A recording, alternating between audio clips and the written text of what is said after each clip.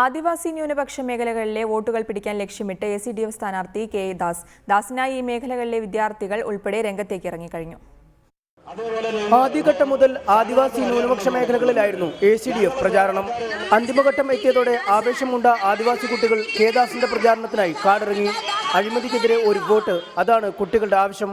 എടുത്ത് വലുത് BJP ഭരിക്കുമ്പോഴും ഇവിടെ അഴിമതിയാണ് ഉണ്ടായിരിക്കുന്നത്. അതിന് മുങ്ങോളം ചെയ്യണമെന്ന് ആവശ്യപ്പെട്ടുകൊണ്ടാണ് ACDF സ്ഥാനാർത്ഥി കെ ദാസ് സാറിനെ ഞങ്ങളുടെ ഈ മണ്ഡലത്തിൽ നിർത്തുന്നത്. ACDF സ്ഥാനാർത്ഥി കെ ദാസും അതിദ്രുതം മണ്ഡലത്തിലെ പര്യടനം പൂർത്തിയാക്കി.